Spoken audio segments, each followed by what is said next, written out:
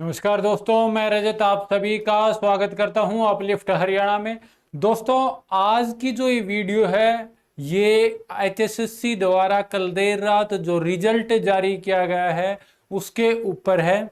साथ में जो कैंडिडेट इस चैनल पर पहली बार जुड़ रहा है वो चैनल को सब्सक्राइब जरूर कर ले और वीडियो पसंद आए तो लाइक जरूर करे।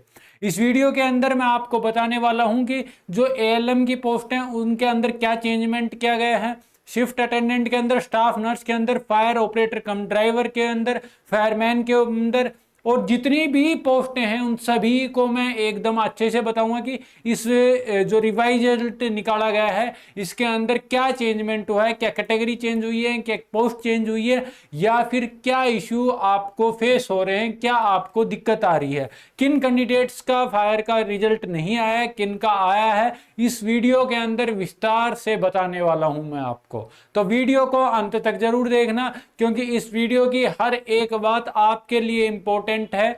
तो आप वीडियो को अंत तक जरूर देखें। वीडियो पसंद आए तो लाइक करें, साथ में कोई डाउट रह जाए तो आप कमेंट जरूर करना। अब बात करते हैं कि जो ये रिवाइज रिजल्ट आया है ये कैसे आया है।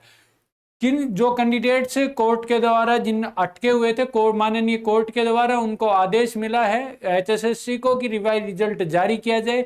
रिवाइज रिजल्ट के अंदर जिन कैंडिडेट्स की जैसे कैटेगरी का इशू था, किसी का जर्नल से बीसीबी या फिर बीसीबी से जर्नल, एससी से जर्नल, जितने भी कैंडिडेट्स की कैटेगरी का इशू था वो सोल्व कर दिया गया है।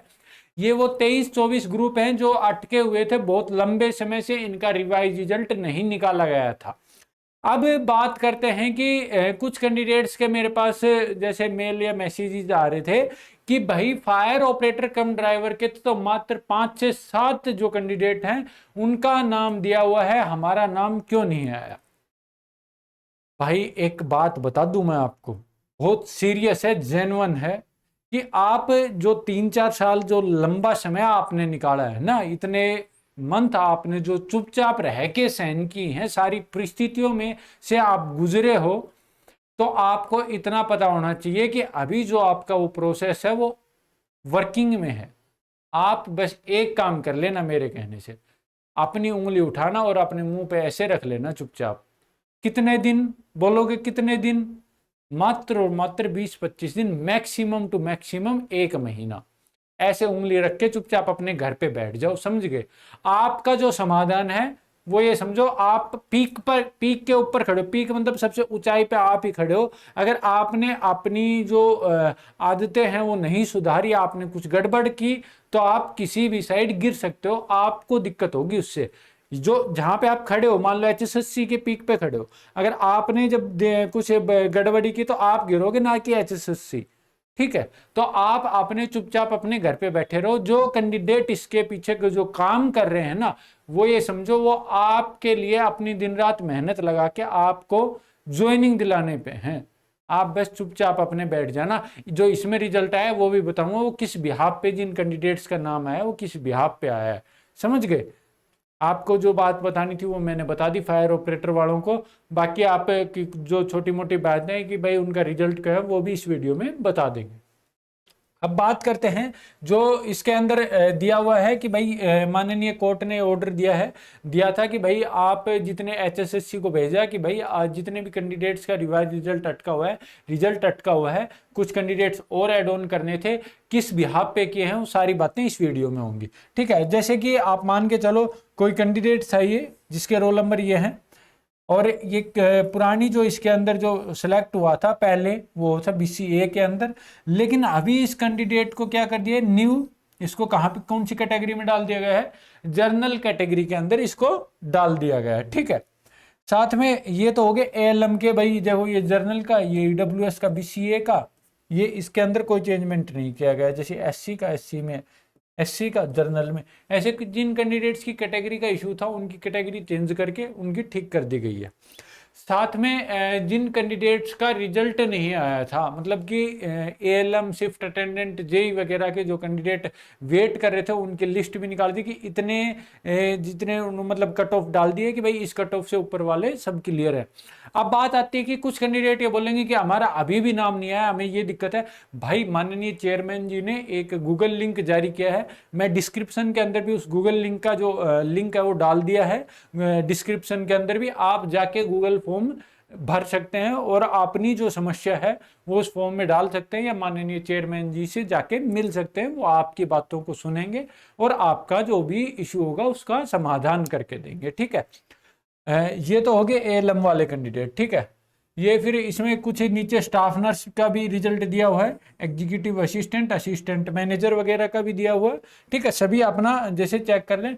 इसमें जैसे ये एससी का ये जर्नल में होगा, एससी का ये भी जर्नल में, जर्नल का बीसीए में, ऐसे जितने भी कैंडिडेट हैं उन सभी का इसमें बताया हुआ है, अच्छे से एक्सप्लेन किया हुआ है। अब बात आती है कि इसमें देखो ये veterinary life stock development assistant वगैरह के भी इसके पोस्ट हैं, वो भी दी हुई है।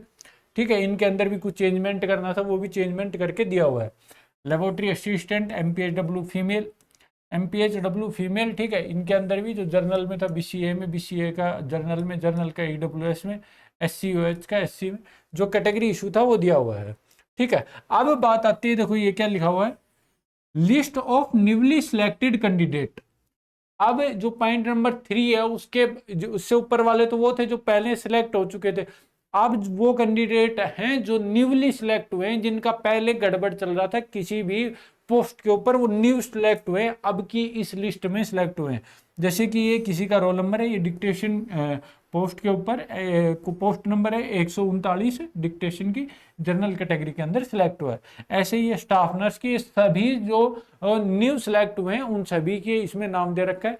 अगर आपको लिस्ट देखनी तो अपलिफ्ट हरियाणा का जो टेलीग्राम चैनल है उसका लिंक भी डिस्क्रिप्शन में दिया हुआ है, आप जाके वहां से अपनी लिस्ट डाउनलोड कर लो और वहां से अपना नाम, रोल नंबर अपना डाल के चेक कर लो।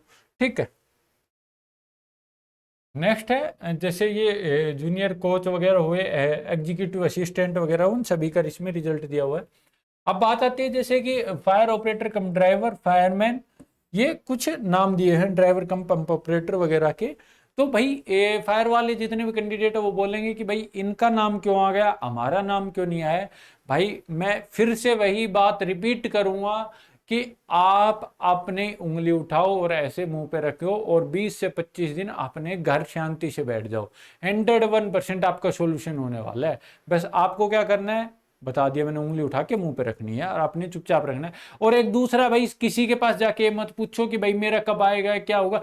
जो कैंडिडेट जिन्होंने कमेटी बनाई हुई है, जो भी कुछ भी कर रहे हैं, आप मत सुनो किसी की भी, मेरी भी मत सुनो भाई। आप इस बात के बारे में चुपचाप बस इतना सुन लो मेरी, कि आप चुपचाप अपने घर पे बैठ जाओ। बस आप कहीं भी घूमने फिरने की, उठा के बैग चल दिया जैसे और किसी टीचर के पास चला गया है, फिर वो उसको पता होगा भाई, वो तो इंटरनल काम बता देता है, सारी इंफॉर्मेशन दे देता है। मेरे पास किसी सिंगल कैंडिडेट के पास भी नहीं जाना आपको, मैं बहुत सख्त तरीके से कह रहा हूं, किसी सिंगल कैंडिडेट के पास भी जाके आपको कुछ भी नहीं पूछना है। आपको सिर्फ और सिर्फ चुपचाप बैठना है और अपने रिजल्ट का इंतजार करना है। क्योंकि आपका, मैंने बताया, आप पीक पे खड़े हो, अगर आपने कोई गड़बड़ की तो आप किसी भी साइड गिर सकते हो। अगर चुपचाप रहे तो एक दिन जरूर आपको वहां HSSC से जीत मिलेगी, 101% मिलेगी। ठीक है, ये जितने कैंडिडेट हो गए बता दिया मैंने। एमपीएचडब्ल्यू की फीमेल हो गई जिनका रिजल्ट आया है। ठीक है, लेबोरेटरी टेक्नीशियन वगैरह हो गए, ऑपरेटर हो गए, operator theatre assistant, laboratory technician, Indian cook हो गया, ये वर्क सुपरवाइजर होगा, जिनका इसमें नाम नहीं है। इसमें जो मेन पॉइंट है वो ये है कि जो कैंडिडेट, जैसे कि भाई मान लो 2 कैंडिडेट हैं, ठीक है, एक 95 डेट ऑफ बर्थ है, एक 94 डेट ऑफ बर्थ है। ठीक है, दोनों के नंबर सेम आए हैं, लेकिन 95 जिसकी डेट ऑफ बर्थ है 1995 और 1994, तो 1995 वाले को नहीं लिया जाएगा, 1994 वाले को लिया जाएगा इस भर्ती के अंदर, क्योंकि उसकी डेट ऑफ बर्थ ज़्यादा है। इस वजह से इसमें बताया हुआ है एनेक्सर ए में जो cut off marks DOB last selected candidate respective category mention vide annexure A, इसके अंदर आगे दिया हुआ है। ये मैंने बताया भी हुआ है कि जो ALM के अंदर पोस्ट कोड 185 के अंदर ये कैंडिडेट है, इनका जो इशू था ये कट ऑफ गई है। ठीक है, ये भी ये शिफ्ट अटेंडेंट के अंदर हो गए। मेरे ख्याल से आप इसके अंदर जितनी भी बातें थी वो अच्छे से समझ गए होंगे। अब कोई बात रह गई हो आपकी तो आप जो HSSC से बताना चाहता, मैंने गूगल फॉर्म का लिंक डिस्क्रिप्शन में दे दिया है। बाकी जितने कैंडिडेट मान लो भाई ये लगता है कि मैं उनकी कुछ समाधान कर सकता हूं किसी बात का, तो आप कमेंट में डालना। बाकी फायर वालों के लिए एक ही लास्ट में जाते जाते फिर से वही इंस्ट्रक्शन दे रहा हूं कि आप बेस्ट चुपचाप अपने घर के अंदर अपने मुंह पे उंगली रख के बैठ जाइए, किसी से कोई चर्चा करने की आवश्यकता नहीं। ये बहुत जेन्युइन सीक्रेटली बात है कि आप जितना घूमोगे उतना आपका रिजल्ट डिले होगा। आप जितना चुपचाप रह के अपने घर बैठोगे उतना आपका रिजल्ट आने की संभावना जल्दी हो जाएगी। मान के चलो अगर आप 4-5 दिन भी चुप बैठ गए ना, 4-5 दिन में आपको रिजल्ट देखने को मिल जाएगा। समझ गए?